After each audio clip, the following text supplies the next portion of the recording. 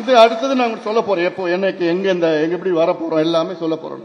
அதில் அடுத்து வேலை திட்டங்கள் நம்ம செய்ய போறோம், செயல்படுத்த போறோம். அதுக்கு நீங்க தான் செய்ய போறீங்க. ஏன் நீங்கன்னு சொல்றேன்னா, நீங்க தான் கட்சி. கட்சி வந்து இது ஏன் சொத்தோ யார் சொத்தோ கிடையாது. நீங்க தான் கட்சி. இந்த மாநாடு கூட சொன்னாங்க, மாநாடு இப்ப பொருளாளர் சொன்னாங்க வெற்றிகரமா நடத்திட்டாரு அன்புமணின்னு. நான் நடத்தல இந்த மாநாடு, நீங்க தான் நடத்துறீங்க. பேர் மட்டும் எனக்கு கிடைச்சிருச்சு, அவ்வளவுதான். உங்களை வழி நடத்தணும்.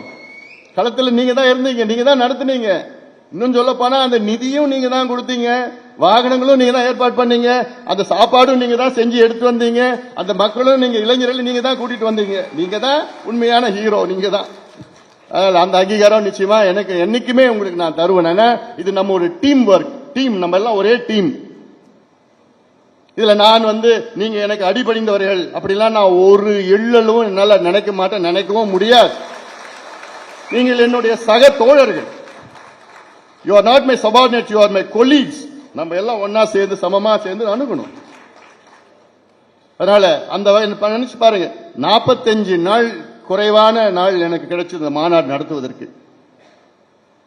இன்னும் அதிகமான நாள் கிடைச்சு இன்னும் நல்லா பண்ணிருக்கலாம், பிரம்மாண்டமா இன்னும் பண்ணிருக்கலாம். திட்டமிட்டு இந்த போக்குவரத்து நெரிசல் நான் பண்ணிட்டு முடியும்.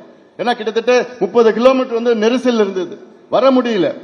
3ல் 1 பங்கு நம்முடைய சொந்தங்கள் உள்ள வர முடியல. எப்போ 1 மணிக்கு தான் வந்தாங்க, திடலுக்கு வந்தாங்க ராத்திரில. நிறைய பேர் வர முடியல. அதனால என்ன சொன்னாங்க, நிறைய பெண்கள் பஸ்ல, ஐயா நாங்க 7 மணி நேரம் பஸ்ல உட்கார்ந்து வர முடியல, அதை பத்தி எங்களுக்கு கவலை இல்லை. ஆனா அந்த திடலுக்கு அதுக்குள்ள வந்திருந்தா அவங்களதான் பார்த்தா எங்களுக்கு சந்தோஷம் வந்திருக்கும். அது கிடைக்கல எங்களுக்குன்னு வருத்தமா சொன்னாங்க. ஆனா அடுத்த முறை நிச்சயமா இதெல்லாம் எதுவும் இல்லாம இன்னும் நல்லா சிறப்பா பண்ணலாம். நம்ம பண்ண போறோம்.